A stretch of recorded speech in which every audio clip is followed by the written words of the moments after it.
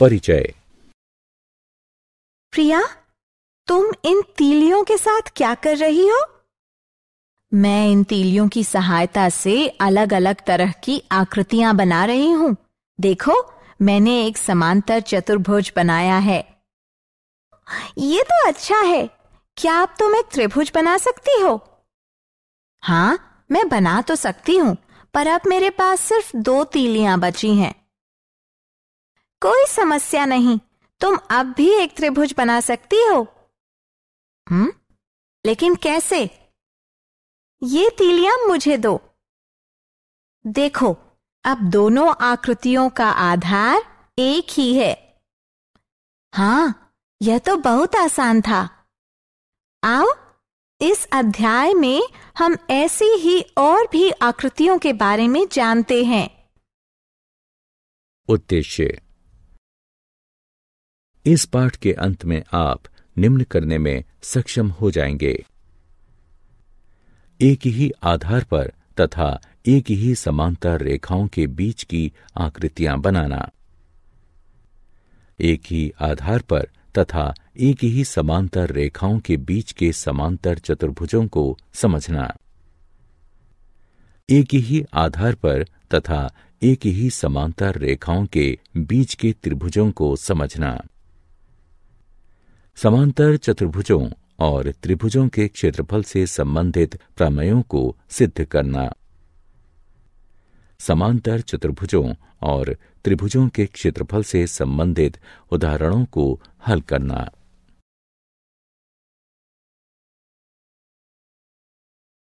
परिभाषाएं।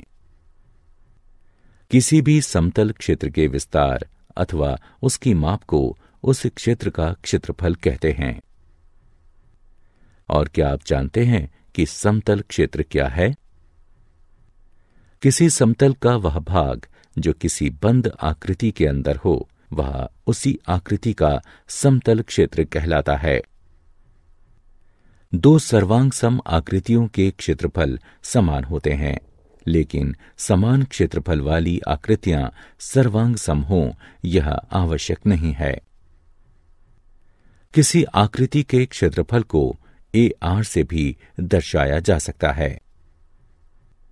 उदाहरण के लिए, त्रिभुज ABC का क्षेत्रफल के स्थान पर AR ABC भी लिखा जा सकता है।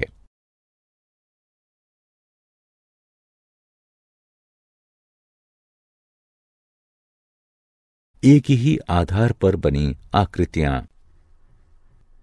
इस आकृति की ओर देखिए। यहां 2 आकृतियां हैं, एक आयत ABCD और एक समांतर चतुर्भुज CDEF। अब हम देख सकते हैं कि दोनों आकृतियों में आधार CD उभयनिष्ठ है। ठीक इसी तरह इस आकृति में त्रिभुज ABC और त्रिभुज BCD एक ही आधार BC पर स्थित हैं। अब इस आकृति को देखें। इसमें एक त्रिभुज ECD और एक समांतर चतुर्भुज ABCD दोनों एक आधार यानी CD पर स्थित हैं।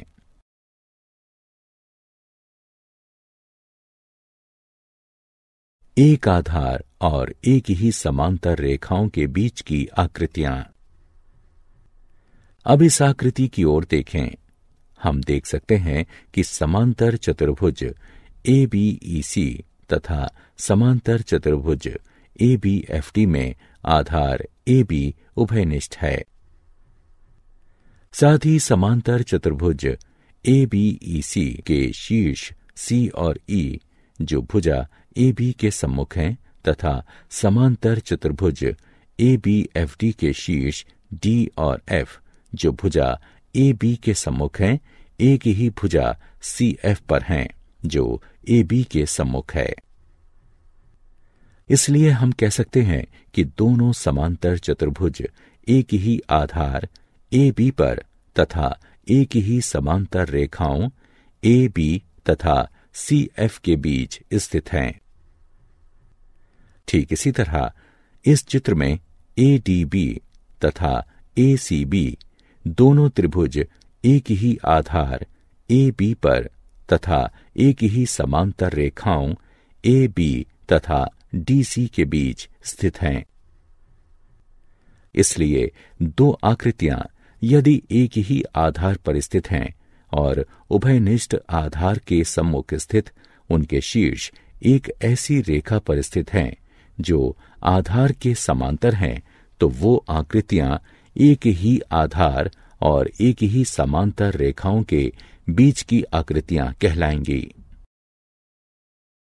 एक ही आधार और एक ही समांतर रेखाओं के बीच स्थित समांतर चतुर्भुज। प्रमेय। एक ही आधार और एक ही समांतर रेखाओं के बीच स्थित समांतर चतुर्भुजों के क्षेत्रफल समान होते हैं। आइए इस प्रमेय को सिद्ध करें। दिया गया है दो समांतर चतुर्भुज ABEC और ABFD जो एक ही आधार AB तथा एक समांतर रेखाओं AB और CF के बीच स्थित हैं।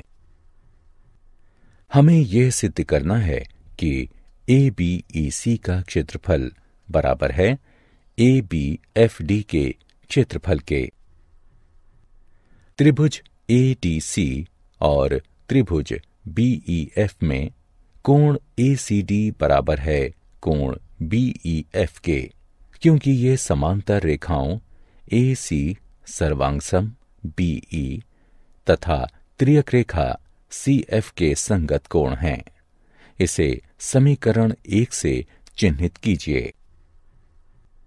कोण ADC बराबर है कोण BFE के, क्योंकि ये समांतर रेखाओं AD सर्वांगसम BF तथा त्रियक रेखा CF के संगत कोण हैं। इसे समीकरण 2 से चिन्हित कीजिए। इसलिए त्रिभुज के कोण योग गुण के अनुसार कोण CAD बराबर है कोण EBF के। इसे समीकरण 3 से चिन्हित कीजिए। साथ ही AC बराबर है BE के। ये समांतर चतुर्भुज ABEC की सम्मुख भुजाएं हैं। इसे समीकरण 4 से चिन्हित कीजिए। इसलिए ASA नियम द्वारा समीकरण 1, 3, 4 का प्रयोग करते हुए त्रिभुज ADC और त्रिभुज BEF सर्वांगसम हैं, जो कि सर्वांगसम आकृतियों के क्षेत्रफल समान होते हैं। इसलिए ADC का क्षेत्रफल बराबर है BEF के क्षेत्रफल के। इसे समीकरण 5 के रूप में चिन्हित कीजिए। अब ABEC का क्षेत्रफल बराबर है ADC के क्षेत्रफल जमा ABED के क्षेत्रफल के। हम जानते हैं कि ADC बराबर है BEF के। इसलिए हम इसे इस तरह भी लिख सकते हैं कि समीकरण 5 का उपयोग करते हुए ABEC का क्षेत्रफल बराबर है BEF के क्षेत्रफल जमा EDAB के क्षेत्रफल के, जो ABFD के क्षेत्रफल के बराबर है। इसलिए समांतर चतुर्भुज ABEC तथा ABFD दोनों के क्षेत्रफल बराबर हैं।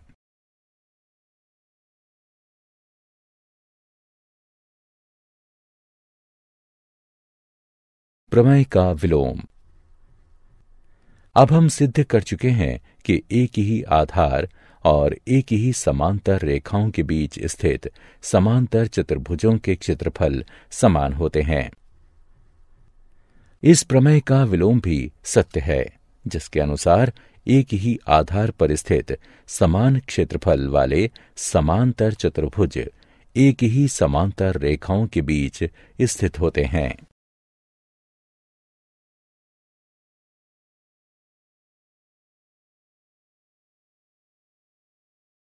उदाहरण: यदि एक समांतर चतुर्भुज और एक त्रिभुज एक ही आधार और एक ही समांतर रेखाओं के बीच स्थित है, तो सिद्ध कीजिए कि समांतर चतुर्भुज उसी त्रिभुज जैसे दो त्रिभुजों से बना होता है। मान लेते हैं कि एक उभयनिष्ठ आधार BC पर और एक ही समांतर रेखाओं AE और BC के बीच समांतर चतुर्भुज ABCD और एक त्रिभुज EBC स्थित है। अब सिद्ध करते हैं कि समांतर चतुर्भुज ABCD त्रिभुज EBC जैसे दो त्रिभुजों से बना है। रचना। रेखा AC खींचिए। चूंकि विकर्ण AC समांतर चतुर्भुज को दो बराबर भागों में बांट रही है, इसलिए समांतर चतुर्भुज ABCD त्रिभुज ABC से दुगना है। किंतु त्रिभुज ABC और EBC एक ही आधार BC और एक ही समांतर रेखाओं AE और BC के बीच स्थित हैं, इसलिए वह दोनों समान हैं। इसलिए समांतर चतुर्भुज ABCD त्रिभुज EBC जैसे दो त्रिभुजों से बना है। इति सिद्धम। एक समलंब ABCD है, जिसमें AB सर्वांग सम है DC के। विकर्ण AC और BD एक दूसरे को O पर काटते हैं। सिद्ध कीजिए कि त्रिभुज AOD का क्षेत्रफल त्रिभुज BOC के क्षेत्रफल के बराबर है। हल। यह देखा जा सकता है कि त्रिभुज DAC और त्रिभुज DBC एक ही आधार DC पर और एक ही समांतर रेखाओं AB और CD के बीच स्थित हैं। इसलिए त्रिभुज DAC का क्षेत्रफल बराबर है त्रिभुज DBC के क्षेत्रफल के। अर्थात त्रिभुज DAC का क्षेत्रफल घटा त्रिभुज DOC का क्षेत्रफल बराबर त्रिभुज DBC का क्षेत्रफल घटा त्रिभुज DOC का क्षेत्रफल। और इस प्रकार त्रिभुज AOD का क्षेत्रफल त्रिभुज BOC के क्षेत्रफल के बराबर है।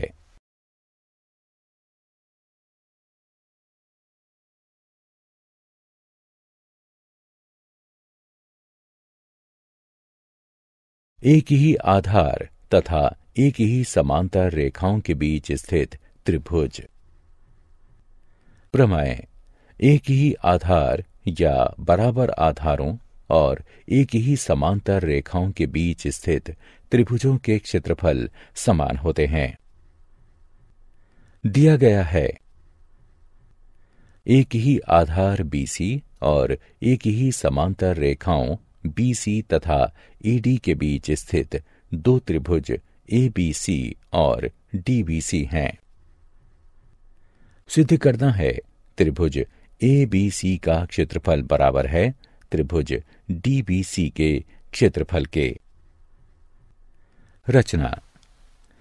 B से होते हुए CA के समांतर E पर बनी DA को काटती हुई BE खींचिए और C से होते हुए BD के समांतर F पर बनी AD को काटती हुई CF रेखा खींचिए। उत्पत्ति। निर्माण के अनुसार हमारे पास दो समांतर रेखाएं BE और CA हैं और BC EA के समांतर है, ये हमें दिया गया है। इसलिए चतुर्भुज BCAE एक समांतर चतुर्भुज है। ठीक इसी तरह BCFD भी एक समांतर चतुर्भुज है। अब समांतर चतुर्भुज BCAE तथा समांतर चतुर्भुज BCFD एक ही आधार BC तथा एक ही समांतर रेखाओं BC तथा AD के बीच स्थित हैं। इसलिए समांतर चतुर्भुज BCAE का क्षेत्रफल बराबर है समांतर चतुर्भुज BCFD के क्षेत्रफल के। इसे समीकरण 1 से चिन्हित कीजिए। हम जानते हैं कि समांतर चतुर्भुजों के विकर्ण उसे बराबर क्षेत्र वाले दो त्रिभुजों में बांट देते हैं। इसलिए त्रिभुज DBC का क्षेत्रफल बराबर होगा समांतर चतुर्भुज BCFD के क्षेत्रफल के आधे के। इसे समीकरण 2 से चिन्हित कीजिए। और त्रिभुज ABC का क्षेत्रफल बराबर है समांतर चतुर्भुज BCAE के क्षेत्रफल के आधे के। इसे समीकरण 3 से चिन्हित कीजिए। अब समीकरण 1 से समांतर चतुर्भुज BCAE का क्षेत्रफल बराबर है समांतर चतुर्भुज BCFD के क्षेत्रफल के।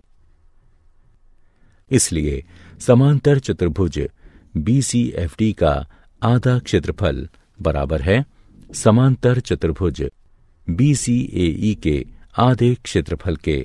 इसलिए सिद्ध होता है कि त्रिभुज ABC का क्षेत्रफल बराबर है त्रिभुज DBC के क्षेत्रफल के। इस प्रमेय का विलोम कथन भी सत्य है, जिसके अनुसार समान क्षेत्रफल वाले दो त्रिभुज जिनके आधार एक ही हैं या बराबर हैं, एक ही समांतर रेखाओं के बीच स्थित होते हैं।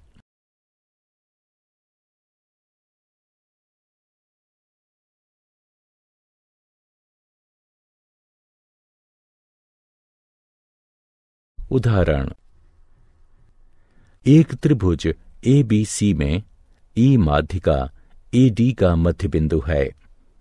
सिद्ध कीजिए कि त्रिभुज BED का क्षेत्रफल बराबर है 1/4 त्रिभुज ABC के क्षेत्रफल के।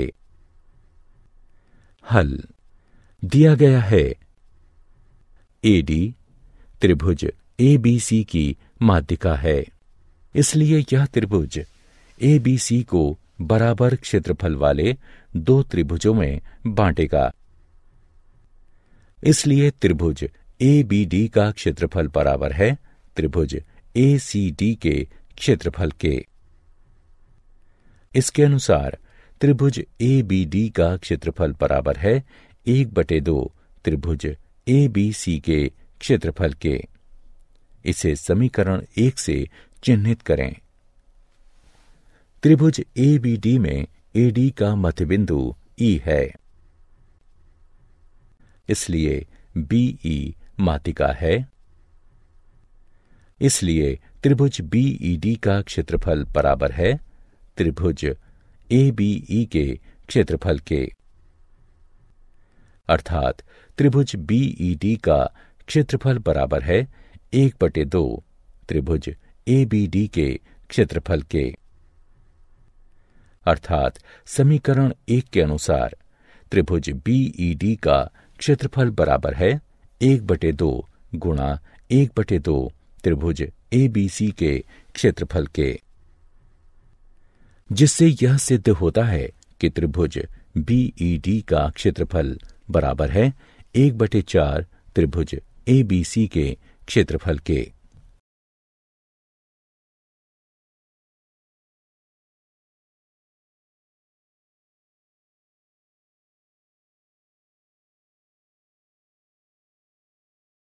सिद्ध करिए कि किसी समांतर चतुर्भुज के विकर्ण उसे बराबर क्षेत्रफल वाले 4 त्रिभुजों में विभाजित कर देते हैं।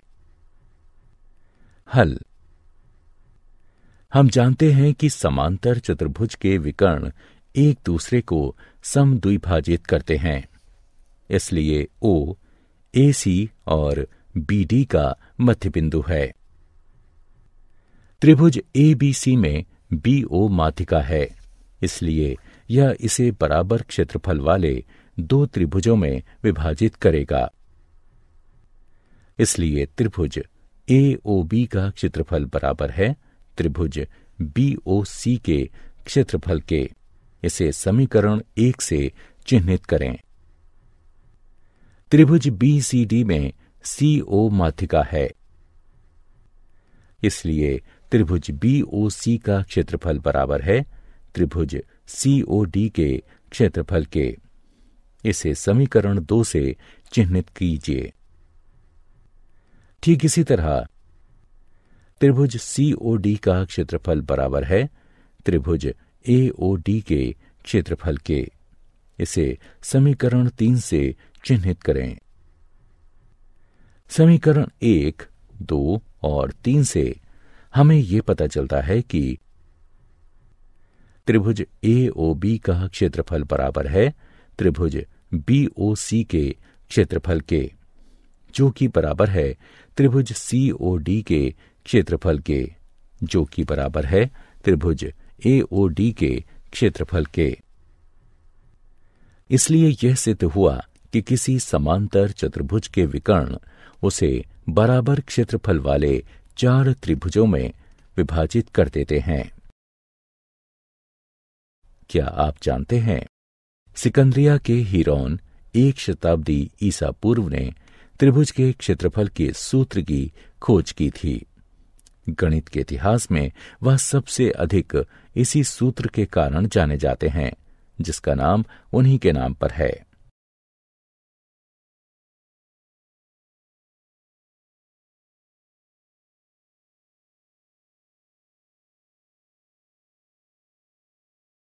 सारांश।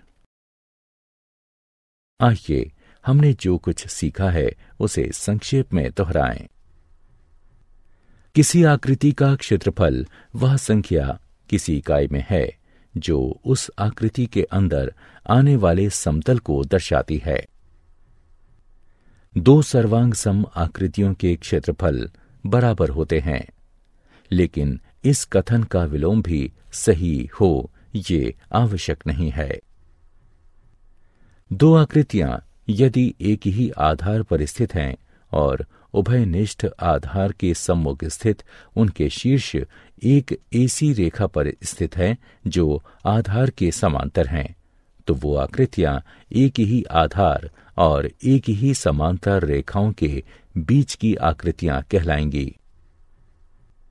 एक ही आधार या बराबर आधारों और एक ही समांतर रेखाओं के बीच स्थित समांतर चतुर्भुजों के क्षेत्रफल बराबर होते हैं।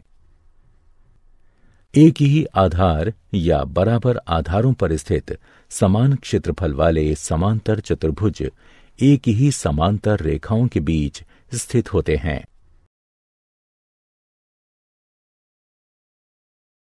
एक ही आधार या बराबर आधारों और एक ही समांतर रेखाओं के बीच स्थित त्रिभुजों के क्षेत्रफल समान होते हैं। किसी त्रिभुज का क्षेत्रफल उसके आधार और लंब के गुणनफल का आधा होता है।